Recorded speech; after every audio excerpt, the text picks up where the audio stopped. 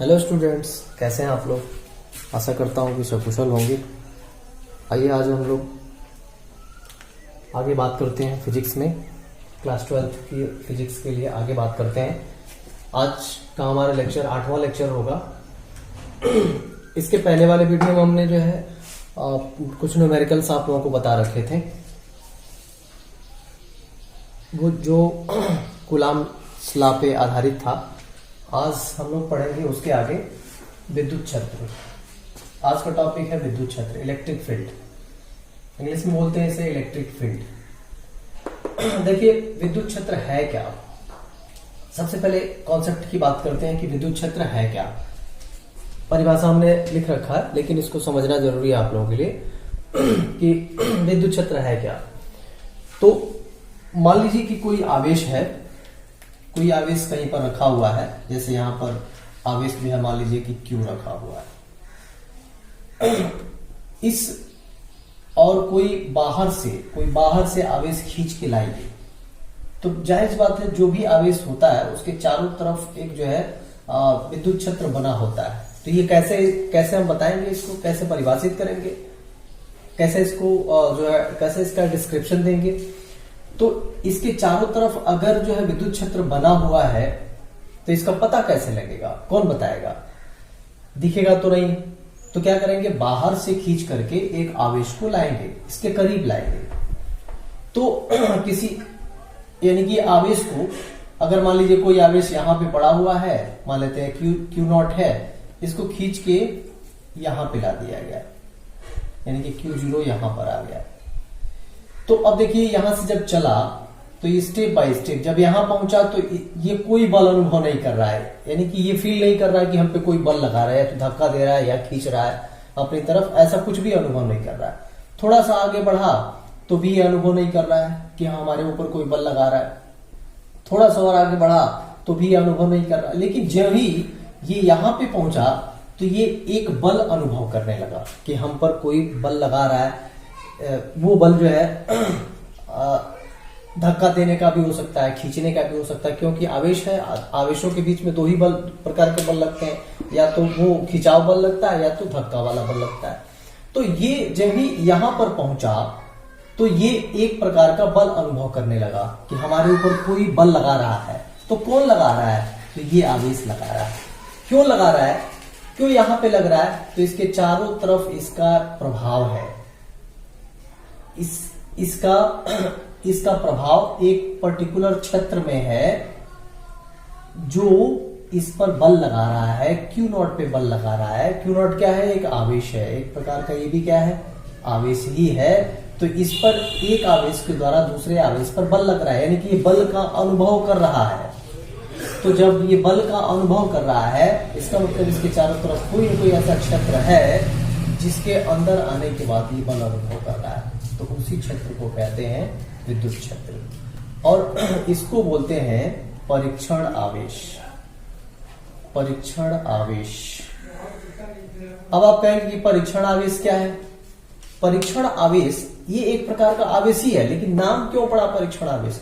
तो परीक्षण आवेश इसलिए नाम पड़ा कि यह जो है यही बता रहा है कि इस आवेश के चारों तरफ एक ऐसा क्षेत्र बना हुआ है जो हमारे ऊपर बल लगा रहा है, जो हमारे ऊपर बल अप्लाई कर रहा है। यानी कि ये परीक्षण कर रहा है,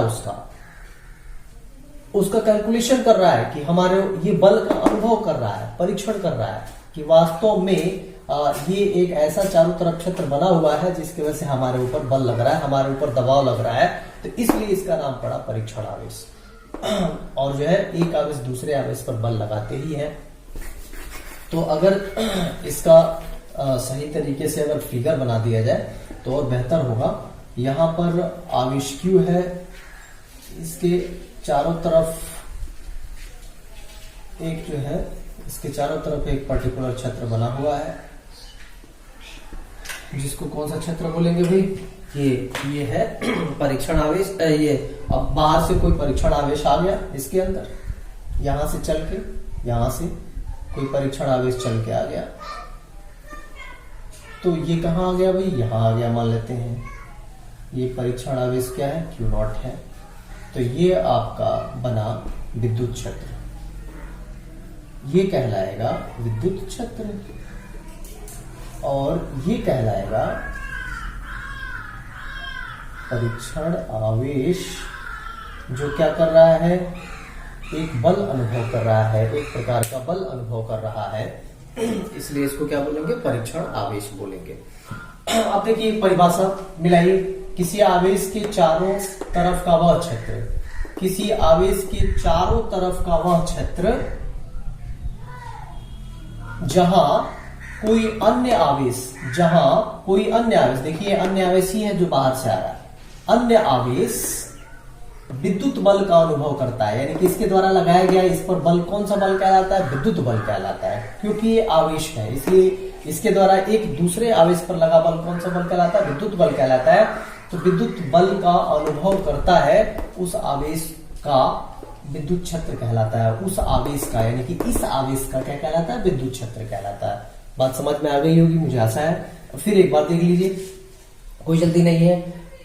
ये किसी आवेश के चारों तरफ का वह क्षेत्र, यानी कि ये आवेश हो गया, इस आवेश के चारों तरफ का वह क्षेत्र जहां यानी कि इसके अंदर कोई अन्य आवेश, देखिए परीक्षण आवेश है, यानी कि ये परीक्षण आवेश जो कोई अन्य आवेश यानी बाहर से आ रहा है, कोई अन्य आवेश विद्युत बल का अनुभव करते हैं, इसके द्वारा इस पर लगाया गया बल कौन सा बल कहलाएगा, विद्युत बल कहलाएगा।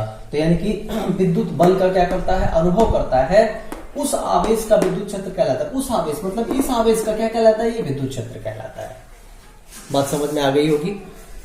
अब आइए दूसरा टॉपिक देखते हैं, विद्युत क्षेत्र की तीव्रता, इंटेंसिटी ऑफ इलेक्ट्रिक फील्ड।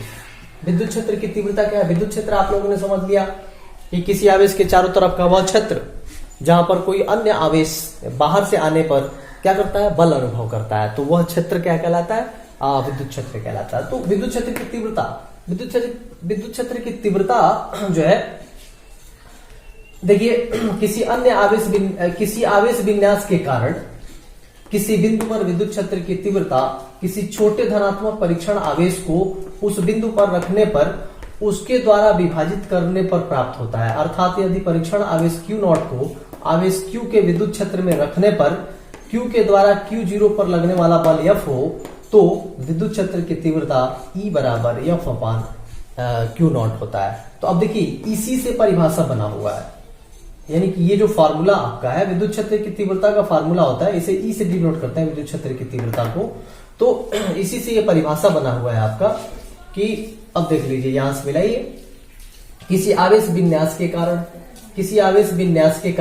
किसी बिंदु पर किसी आवेश विन्यास के कारण, मान लीजिए कि कोई आवेश है, आवेश विन्यास के कारण किसी बिंदु पर विद्युत क्षेत्र की तीव्रता, तो विद्युत क्षेत्र की तीव्रता मान लीजिए यहीं पे हम निकालना चाहते हैं, तो ये विद्युत क्षेत्र की तीव्रता किसी छोटे धनात्मक परीक्षण आवेश Q0 को उस बिंदु पर रखने पर उसके द्वारा विभाजित करने पर प्राप्त होता है। अर्थात यदि परीक्षण आवेश Q0 को आवेश Q के विद्युत क्षेत्र में रखने पर Q के द्वारा Q0 पर लगने वाला बल अगर F हो, तो इस F को Q0 से डिवाइड करने पर जो भी प्राप्त होता है उसे क्या कहते हैं, विद्युत क्षेत्र की तीव्रता कहते हैं। यानी कि Q के द्वारा Q0 पर, यहां हमने बताया आप लोगों को कि Q के द्वारा किस पर लग रहा है बल, Q0 के द्वारा, तो ये बल कितना लग रहा है, मान लेते हैं F लग रहा है। तो इस F को अगर इस Q0 से डिवाइड कर दें तो क्या निकल जाता है भाई, विद्युत क्षेत्र की तीव्रता निकल जाती है। भाई इसमें विद्युत क्षेत्र में विद्युत क्षेत्र की तीव्रता में कुछ खास अंतर नहीं है, बट ये है कि जैसे ये मात्रा में कितना होगा विद्युत क्षेत्र, इस पर कितना अप्लाई हो रहा है, तो विद्युत क्षेत्र की तीव्रता, तो यानी कि जो इसके द्वारा इस पर विद्युत बल लगेगा उसको अगर इस आवेश से जो बाहर से परीक्षण आवेश आया हुआ है इसको डिवाइड कर दें तो निकल के आ जाएगा कि विद्युत क्षेत्र की तीव्रता क्या होगी। इसे ई से डिनोट करते हैं, E इज इक्वल टू होता है 1/F अपान Q0, जहां आप जानते हैं कि Q0